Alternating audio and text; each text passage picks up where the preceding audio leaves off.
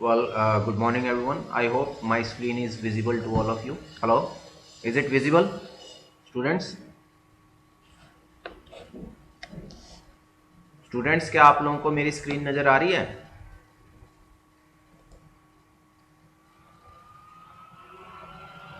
Students, can you? Good morning everyone. Students, क्या आप लोगों को मेरी स्क्रीन नजर आ रही है? Hello? Yes, sir. Yes, sir. Yes, sir. Okay, Yes, okay, sir. okay then. So let me once again tell you all these things because some disconnection has happened. Our chapter is supply, demand and government policies. There are two types of government policies: price controls and controls on prices, you can say, or taxation.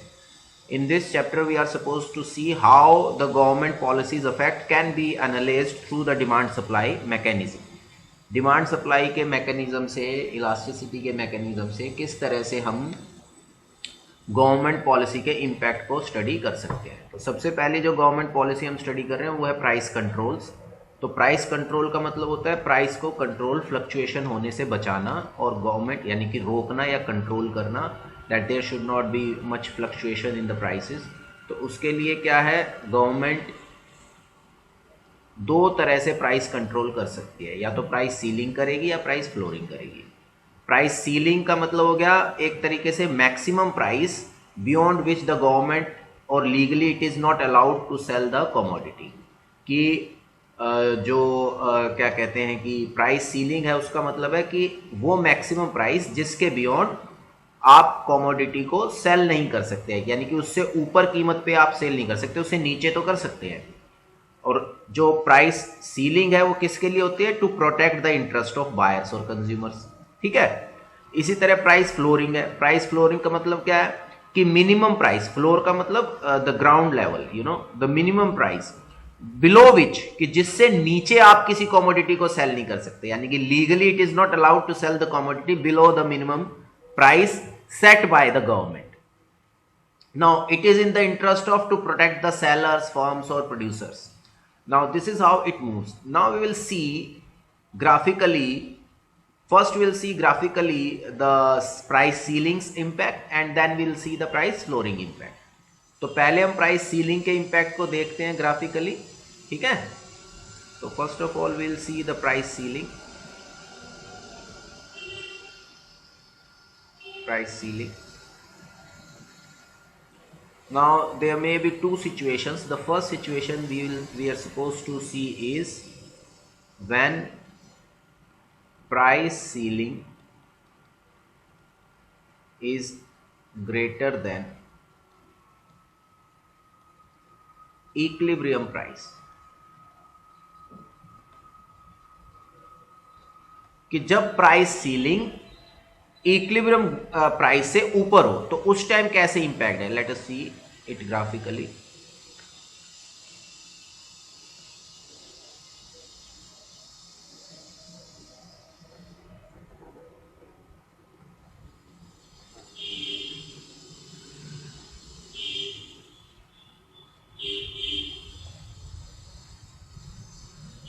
Suppose this is the demand curve, this is the supply curve, this is the equilibrium point P0 and this is the equilibrium price P0, this is the equilibrium quantity Q0। इसका मतलब है suppose करो equilibrium price है 10 rupees, let us assume. अब government ने क्या किया, government ने प्राइस सीलिंग पॉलिसी अडॉप्ट की और government said that I am ceiling the price at rupees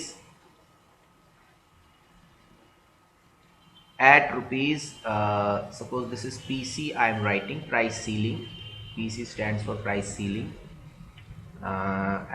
this is P1 you can say, or PC, let's write PC price ceiling, and this is rupees 14, let us say कि government ने price ceiling कर दी 14 rupees की। 14 rupees से ज्यादा पर कोई price नहीं बेच, कॉमोडिटी को सेल नहीं कर पाएगा।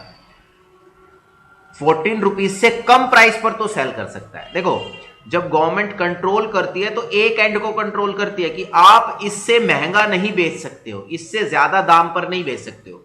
यानी कि जो ये कॉमोडिटी है एक्स, इस कॉमोडिटी को आप 14 रुपीज पर यूनिट से ज्यादा के प्राइस पर नहीं बेच सकते हो। इससे कम जितने भी प्राइस है उन पे बेच सकता है सेलर चाहे तो, बट इससे ज्यादा पर सेल नहीं कर सकता। क्या मेरी बात समझ में आ रही है? Hello students, Yes, sir. ठीक है।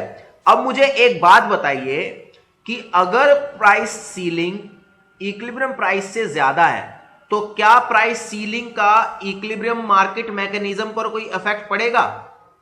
मुझे बताइए जरा, आप लोग कॉमन सेंस लगाइए। Hello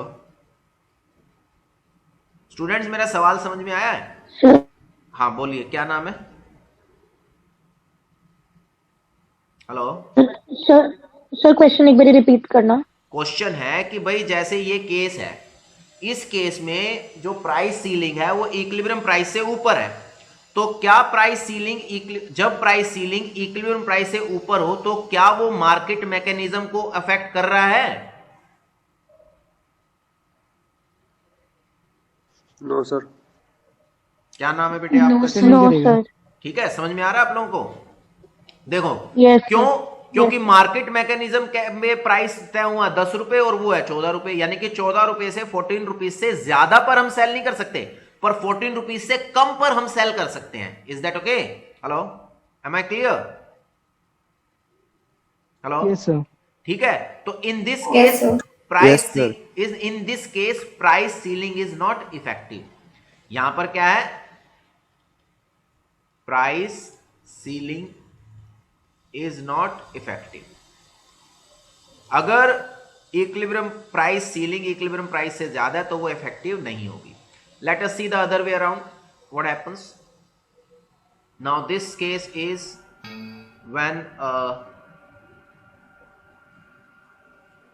when price ceiling is less than equilibrium price, कि जिस समय प्राइस सीलिंग इक्विलिब्रियम प्राइस से कम होती है तो उस टाइम क्या होता है? Let us see, try and see that.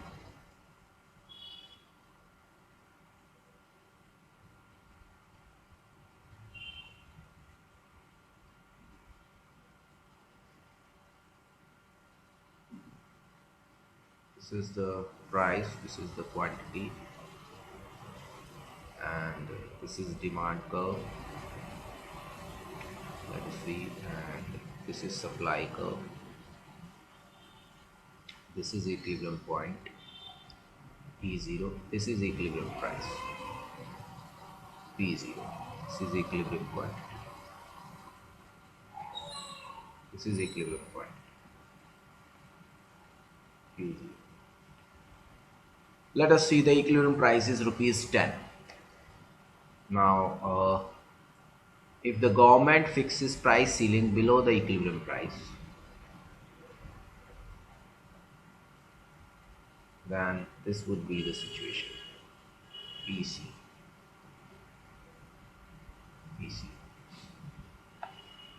अब देखो, ये प्राइस सीलिंग है। अब इसको ध्यान से देखो, ये प्राइस सीलिंग है, ये इक्विलिब्रियम प्राइस है। यहां पर ये होगा, सपोज करो 8 रुपीज है, तो गवर्नमेंट ने कहा 8 रुपए से महंगा नहीं बेचना, इस 8 रुपए से ज्यादा दाम पर आप सेल नहीं कर सकते, ठीक है। बट जो क्या कहते हैं कि ये आपकी इसको क्या कहते हैं कि जो मार्केट मैकेनिज्म है वो कह रहा है 10 रुपीज पर सेल होगी, तो इस केस में क्या प्राइस सीलिंग मार्केट मैकेनिज्म को अफेक्ट कर रहा है? Yes sir. कर रहा है ना? Yes, sir. कि मार्केट मैकेनिज्म अपने इक्विलिब्रियम प्राइस पर मार्केट मैकेनिज्म परफॉर्म नहीं कर पा रहा है, ये इसने रिस्ट्रिक्ट कर दिया है, तो price ceiling is acting as a constraint, है ना। Price ceiling is acting as constraint, कि प्राइस सीलिंग एक कंस्ट्रेंट के रूप में काम कर रही है। अब देखो इन दोनों सिचुएशंस को आगे हम एनालिसिस करते हैं, आगे इसको समझने की कोशिश करते हैं। देखो जब ये प्राइस सीलिंग अबव या ग्रेटर देन इक्विलिब्रियम प्राइस था तो उस केस में क्या था, सप्लाई ज्यादा थी और डिमांड कम है। ये ए पॉइंट है, ये बी पॉइंट है कि the sellers at this point the sellers are willing to sell this much quantity but the buyers are ready to buy this much quantity in the market. Now what happens is this much is the surplus. This is the surplus. This is the surplus situation. अब ये जो surplus situation है इसमें क्या होगा, अगर suppose करो price बढ़कर इस प्राइस को टच भी करेगा तो क्या होगा, वापस से नीचे होना शुरू हो जाएगा। क्यों? क्योंकि सप्लाई ज्यादा है डिमांड का, तो कॉन्ट्रैक्शन इन डिमांड शुरू हो जाएगा इधर से, सॉरी एक्सटेंशन इन डिमांड, और इधर से कॉन्ट्रैक्शन इन सप्लाई शुरू हो जाएगा और अल्टीमेटली वो इक्विलिब्रियम प्राइस पर ही ट्रांजैक्शन होगी। तो इसका मतलब क्या है, जब ग्रेटर देन होगा तो ये प्राइस सीलिंग मार्केट मैकेनिज्म की फंक्शनिंग में एज अ कंस्ट्रेंट एक्ट नहीं कर रही है। पर यहां पर देखते हैं, यहां पर क्या हो रहा है, सपोज करो ये ए पॉइंट है, ये बी पॉइंट है। Now in this case quantity supplied is this much and quantity demanded is this much. Now what happens is this is the shortage, or excess demand, you can say shortage or excess demand, कि demand is more, कि जब demand ज्यादा हो और supply कम हो तो उस case में प्राइसेस ऊपर बढ़ते हैं। हेलो, किसी चीज की डिमांड ज्यादा हो और सप्लाई कम हो तो वो चीज महंगी होने लग जाती है, उसके प्राइस बढ़ने लग जाते हैं। Please participate, yes or no? ठीक है। बट क्योंकि प्राइस सीलिंग है तो भले ही मार्केट मैकेनिज्म में प्राइस बढ़ के 10 रुपए हो जाएंगे, पर प्रोड्यूसर्स और sellers will not be able to sell at this price because the government policy is that the price cannot exceed ₹8। Government का रूल क्या है कि प्राइस जो है वो 8 रुपीज से ज्यादा आगे नहीं हो सकता, 8 रुपीज से ज्यादा नहीं हो सकता। Are you getting my point? Hello, are you getting my point? Yes sir. ठीक है, तो यहां पर क्या है, price ceiling is acting as a constraint, कि प्राइस सीलिंग मार्केट मैकेनिज्म की परफॉर्मेंस में एक कंस्ट्रेंट के रूप में काम कर रही है। Is that okay? Hello students? Sir हाँ सर बोलिए, क्या नाम है? सर भाविका। हाँ भाविका बोलो। सर एक बार ये एक्सेस डिमांड वाला पॉइंट फिर से बता दीजिए। देखो अगर गवर्नमेंट कहती है 8 रुपीज पर यूनिट प्राइस है, ठीक है, तो ये प्राइस सीलिंग होगी। Are you okay with this? Hello, did you get it? Yes sir. Now 8 rupees Yes, per sir. unit price per this much is the quantity the buyers are ready to buy. This much is the quantity till this point. ये आ रहा है ना demand curve पर, यानी कि buyers तो suppose करो 80 units खरीदना चाह रहे हैं, पर सेलर्स जो है वो सिर्फ 20 यूनिट सेल करना चाह रहे हैं। तो डिमांड की तो एक्सेस हो गई और सप्लाई की शॉर्टेज हो गई। भाई डिमांड के पॉइंट ऑफ व्यू से देखेंगे तो एक्सेस डिमांड होगी और सप्लाई के पॉइंट ऑफ व्यू से देखेंगे तो शॉर्टेज होगी। Is that okay? Okay sir. ठीक है, और कोई सवाल? No sir, thank you. ठीक है, अब हम आगे देखते हैं। अब प्राइस सीलिंग के से रिलेटेड हम केस स्टडी करते हैं, कि प्राइस सीलिंग से रिलेटेड आपके सिलेबस में जो केस स्टडी है उसको देखते हैं। इससे रिलेटेड किसी और ने तो कोई सवाल नहीं पूछना तो भी पूछ लीजिए, otherwise I will proceed further. बताइए। Okay, well in that case let me proceed further.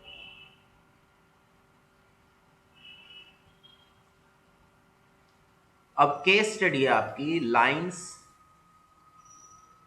Eight the gas pump. अब ये क्या कहते हैं, lines at the gas pump. Gas pump means petrol pumps. अब जैसे हमारे यहाँ पेट्रोल पंप्स हैं, अब जब सीएनजी से गाड़ियां चलती है तो सीएनजी फिलिंग स्टेशन होते हैं ना, तो उनको गैस पंप बोलते हैं। Is that okay? Hello, yes sir. Okay. अब क्या हुआ कि भाई ये देखना हमें, ये जो केस स्टडी है, ये केस स्टडी ये कहती है कि भाई जो वर्ल्ड ऑयल मार्केट है वहां पर जब प्राइस बढ़ते हैं तो उसमें क्या होता है कि एक तरीके से सप्लाई रिड्यूस होती है, और जो गैस पंप्स हैं उन पर जो देखी जाती है वो लॉन्ग लाइंस देखी जाती हैं, यानी कि लंबी लाइनें लग जाती हैं, लंबी लाइनें लगती है। तो सवाल यह है, what was responsible for the long lines at the gas pumps? That is the question we will try to answer, figure out. Question क्या है कि what was responsible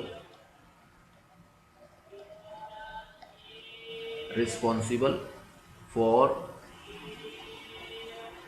the long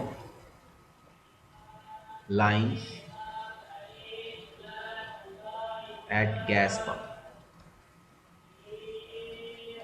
कि गैस पंप्स जो होते हैं उन पर लॉन्ग लाइन से क्यों लॉन्ग लाइंस होती हैं? तो इसको हम लोग देखेंगे एक तरीके से दो पार्ट में इस सिचुएशन को हम देखेंगे। कैसे? ध्यान से देखिए। सबसे पहले हम देखेंगे, first of all will see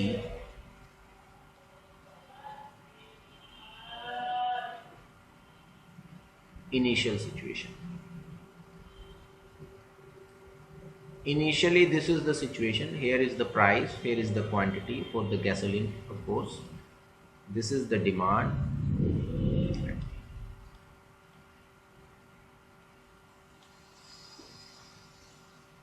this is the demand for gasoline, and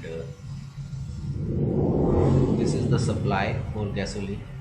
Let us assume this is the equilibrium point E0, this is the equilibrium price P0, this is the equilibrium quantity Q0, and price ceiling जो government ने fix की है वो fix की है यहाँ, let us assume यहाँ,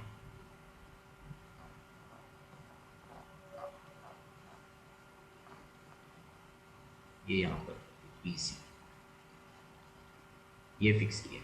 तो मुझे बताइए, क्या ये बाइंडिंग कंस्ट्रेंट का काम कर रही है? Hello?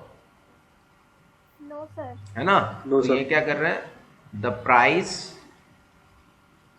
Ceiling on gasoline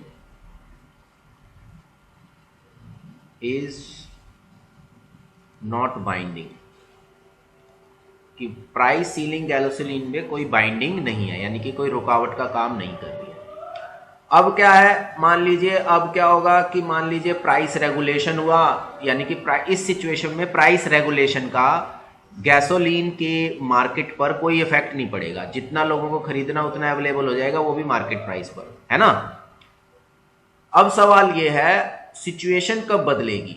situation बदलेगी जब जो क्रूड ऑयल होंगे उसके प्राइसेस, जो ओपेक नेशंस हैं, जो हमने पिछली बार भी पढ़ा था, जो ओपेक नेशंस हैं वो अगर उसके प्राइसेस बढ़ाते हैं तो वो सप्लाई कम करेंगे, ऑब्वियस बात है, that we have seen, yes or no?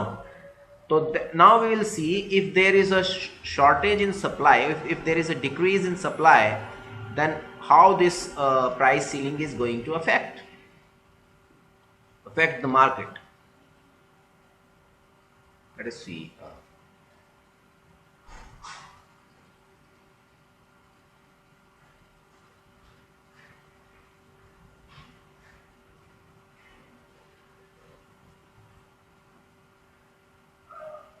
This is price, this is quantity, this is demand,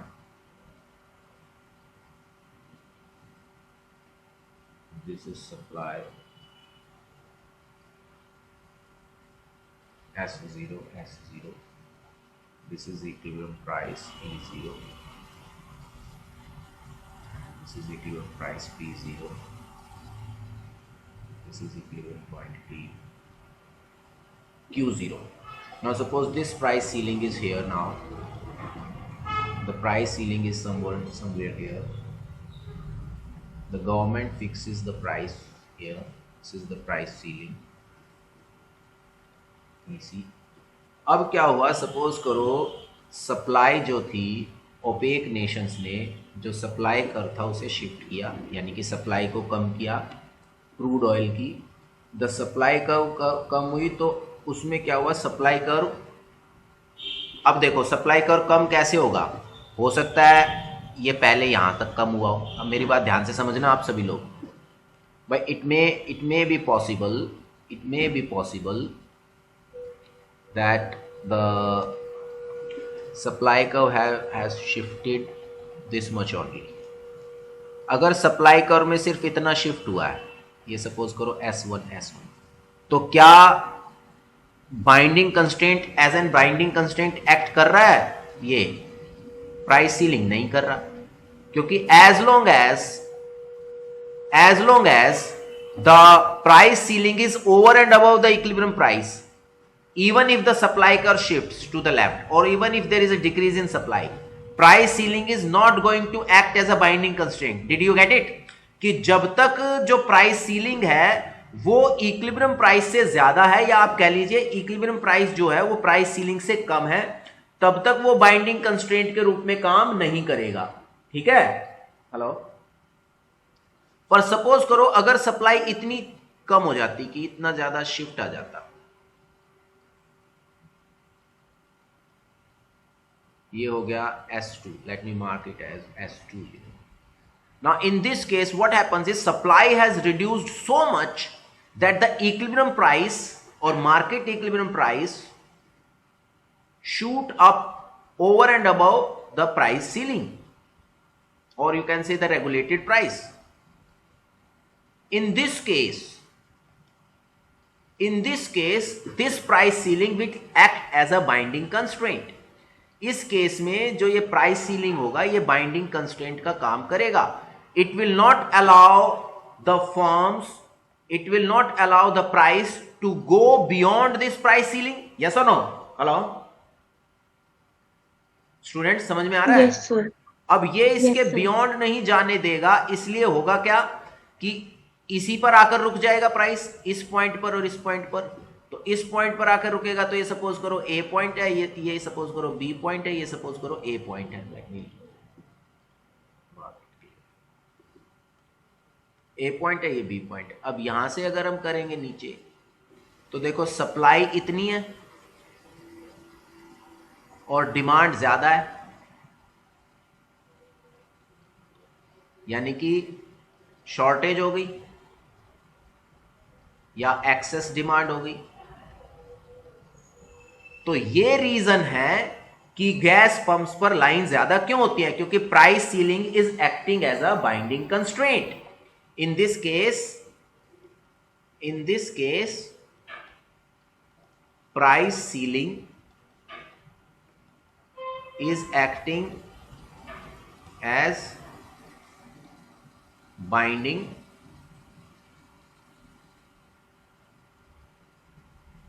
constraint। Is that okay? कि प्राइस सीलिंग एक बाइंडिंग कंस्ट्रेंट के रूप में काम करती है। Is that okay? Hello students, hello. समझ नहीं आया, फिर से एक्सप्लेन कर सकते हैं ये वाला कर्व? हाँ, क्या क्या समझ नहीं आया बेटे, मुझे ये बताइए आप, इसमें से कौन सी बात है जो समझ नहीं आई? सर वो equilibrium price if it's less than price ceiling वाला, ये देखो it won't work as binding. Simple सी बात है, जब तक प्राइस सीलिंग ग्रेटर देन रहेगी इक्विलिब्रियम प्राइस से तो वो मार्केट मैकेनिज्म को तो अफेक्ट नहीं करेगी ना, कि मार्केट ने जो डिमांड सप्लाई ने जो प्राइस तय किया है डिमांड सप्लाई की फोर्सेस ने, उसी पर वो सेल भी कर सकते हैं और बायर्स परचेज कर सकते हैं। Is that okay? Hello, yes sir. ठीक है। तो अब अगर मान लीजिए सप्लाई कम हुई पर सप्लाई में कमी इतनी आई कि उससे जो इक्विलिब्रियम प्राइस था वो प्राइस सीलिंग से ऊपर नहीं गया, उसके नीचे ही था, तब तक तो चाहे प्राइस ये रहे या प्राइस ये रहे, प्राइस सीलिंग का कोई इफेक्ट नहीं पड़ेगा। हेलो, हाँ ठीक है। बट सपोज करो सप्लाई अगर यहां से सीधा इतना शिफ्ट कर जाती है, सपोज करो, ठीक है, तो उस केस में क्या होगा, इक्विलिब्रियम मार्केट प्राइस तो ये होगा, पर गवर्नमेंट कहेगी कि आपको इससे ज्यादा प्राइस पर नहीं बेचना है, गवर्नमेंट कह रही है आपको इससे ज्यादा दाम पर नहीं बेचना है, इससे गवर्नमेंट कह रही है इससे ज्यादा प्राइस पर आपको सेल नहीं करना है, तो इसका मतलब ये इक्विलिब्रियम प्राइस पर सेल नहीं कर पाएंगे producers, yes or no? Hello, Sir, they won't be able to sell. Yes or no, है ना? वो सेल नहीं कर पाएंगे, तो वो किस प्राइस पर सेल करेंगे? इस पर। तो जो प्रोड्यूसर्स इस प्राइस पर सेल करेंगे उन प्रोड्यूसर्स द्वारा क्वांटिटी सप्लाइड जो होगी वो इतनी रहेगी सिर्फ, पर इस प्राइस पर जो डिमांड है, लोग जो खरीदने वाले हैं वो इतने सारे हैं, तो जिसकी वजह से शॉर्टेज हो जाएगी, yes or no? Yes, sir. जिसकी वजह से क्या होगी? शॉर्टेज हो जाएगी, और शॉर्टेज होगी उस, या आप कह लीजिए एक्सेस डिमांड होगी। तो इसका मतलब क्या हो गया? अगर एक्सेस डिमांड है तभी तो लाइनें लगेंगी कि पेट्रोल पंप पर पेट्रोल है नहीं, लाइनें लंबी लगी हुई हैं, सबको पेट्रोल चाहिए। नहीं आ रहा समझ में? समझ में आ गया सर, ठीक है, थैंक यू। किसी और ने कोई और क्वेश्चन पूछना है? let us see the another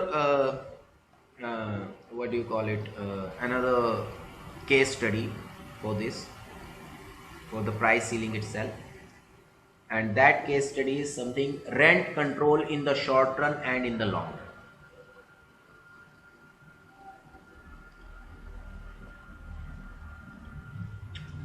The next is rent control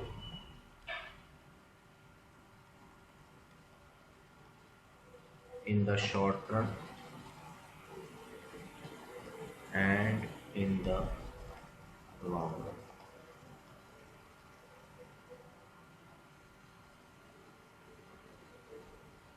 Short run and in the long run. Rent control in the short run and in the long run. Short run और long run में rent control पे क्या फर्क पड़ता है? अब rent control क्या, जो अपार्टमेंट्स होते हैं उसमें रेंट को मैक्सिमम फिक्स कर देती है गवर्नमेंट कई बार कि भाई इससे ज़्यादा रेंट आप चार्ज नहीं कर सकेंगे, तो ये बायर्स को सेफ गार्ड करने के लिए ना, यानी कि जो रेंट पर मकान को लेगा उसके लिए है ये। Are you getting my point? Hello hello, yes sir. ठीक है, अब आ जाते हैं शॉर्ट रन और लॉन्ग रन में इनकी सप्लाई डिमांड की सिचुएशन देखते हैं। पहले शॉर्ट रन में देखते हैं।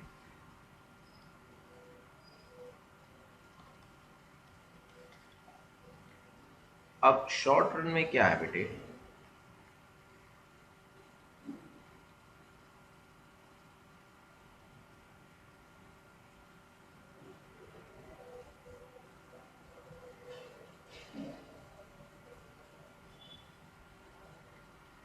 शॉर्ट रन में क्या है? The supply of housing apartments is inelastic.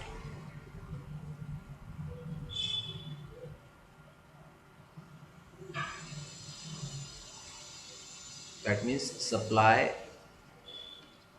Of housing apartments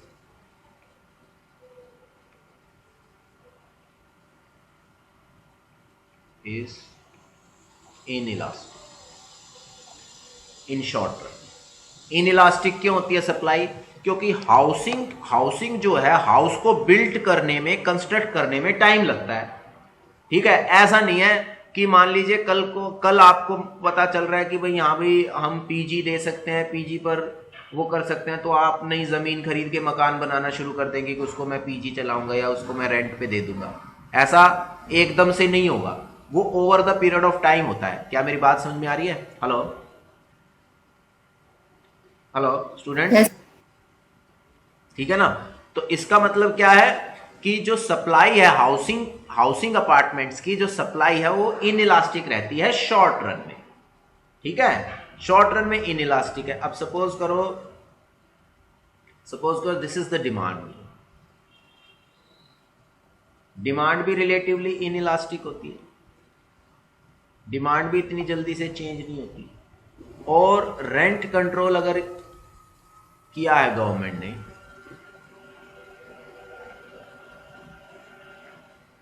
suppose करो ये रेंट कंट्रोल कह लीजिए, जिसको आप प्राइस सीलिंग भी कहते हैं, अब क्योंकि हाउसिंग अपार्टमेंट का प्राइस क्या है, रेंट है, तो इसलिए इसको हम रेंट कंट्रोल बोल देते हैं। Is that okay? इसको हम लोग क्या बोलते हैं, रेंट कंट्रोल बोल देते हैं। तो रेंट कंट्रोल क्या होता है कि भाई प्राइस सीलिंग जो इम्पोज की है उससे शॉर्टेज होगी, पर शॉर्टेज जो होगी कम होगी।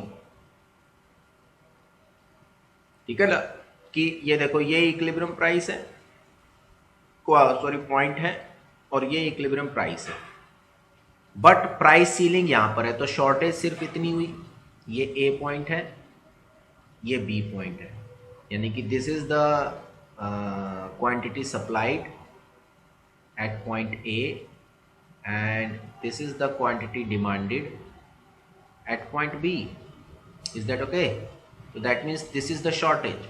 ये यहां से यहां तक ये जो है ये क्या है, शॉर्टेज है। यानी कि शॉर्ट रन में जो शॉर्टेज होगी वो लेस होगी। क्यों?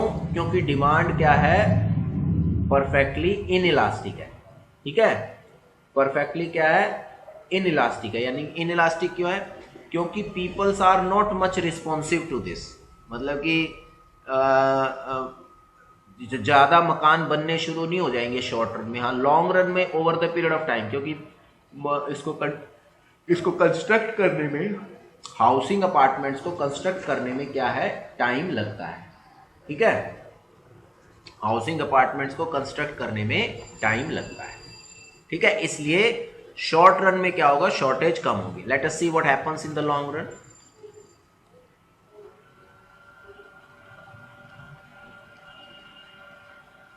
इन द लॉन्ग रन, अब लॉन्ग रन में क्या है, new houses can be build up, new apartments can be constructed because we have sufficient time and resources, so we can construct new houses. Another thing is, in the long run, the demand for housing societies or housing apartments is also relatively elastic. कि demand भी elastic होता है क्योंकि लोग change कर सकते हैं। भाई कल ही मकान चेंज नहीं करेंगे, पर over the period of time they may shift to some other place, some better place, और wherever they find more suitable circumstances और situation, either in terms of rent और इन टर्म्स ऑफ एनवायरमेंट और work place. ठीक है ना, वो बहुत सारे फैक्टर्स हो सकते हैं। तो क्या है कि लॉन्ग रन में डिमांड भी रिलेटिवली इलास्टिक होती है और सप्लाई भी रिलेटिवली इलास्टिक होती है। दोनों के रीजंस मैं स्पेसिफाई कर चुका हूं कि क्यों इलास्टिक होती है। रीजन वही है कि डिमांड इलास्टिक इसलिए होती है कि आज सपोज करो हम जिस घर में आज रह रहे हैं, कल ही तो हम उसको चेंज करने वाले नहीं है। यानी कि हम ऐसा तो सोचेंगे नहीं, मान लीजिए वहां पर कोई पानी की प्रॉब्लम आ रही है या कुछ इलेक्ट्रिसिटी प्रॉब्लम आ रही है उस एरिया में, या कुछ अदर पड़ोसियों से कुछ प्रॉब्लम है या कुछ है, तो हम इमीडिएटली, या हमारे वर्क प्लेस से बहुत दूर पड़ता है तो इमीडिएटली तो मैं शिफ्ट नहीं करूंगा कि आज वो मुझे प्रॉब्लम आई और कल मैंने शिफ्ट कर लिया। पर हाँ, over the period of time मैं वहां से शिफ्ट कर सकता हूं, क्योंकि उस मकान सर्च करने में, वहाँ अवेलेबिलिटी देखने में कि वो मेरे बजट में फिक्स हो रहा है नहीं हो रहा है, बजट में वो सफिशेंटली मुझे वो प्रोवाइड कर रहा है नहीं कर रहा है, तो वो सब चीज़ें देखनी पड़ेंगी। यानी कि मेरे बजट के अंदर वो आ रहा है नहीं आ रहा है, वो देखनी पड़ेंगी। तो शॉर्ट रन में तो हम एकदम से चेंज नहीं कर सकते हैं, तो डिमांड रिलेटिवली इनइलास्टिक होती है। बट लॉन्ग रन में हम चेंज कर सकते हैं अपने डिसीजंस को, इसलिए डिमांड इलास्टिक होती है। Same goes with the supply. Short run में आपको आज पता चले कि कल कोई आदमी आपसे रेंट पर ले सकता है, तो आप कल ही नया मकान नहीं बना सकते हैं। अगर बना बनाए मकान खरीदेंगे उसमें भी टाइम लगता है। तो क्या होता है कि जो सप्लाई है हाउसिंग अपार्टमेंट्स की, वो रिलेटिवली इलास्टिक होती है, क्योंकि हाउसिंग अपार्टमेंट्स के कंस्ट्रक्ट होने में टाइम लगता है, न्यू हाउसिंग अपार्टमेंट्स ऐड होने में टाइम लगता है। सपोज करो गवर्नमेंट ने ये प्राइस सीलिंग कर दी, या इसको रेंट कंट्रोल में लिखना,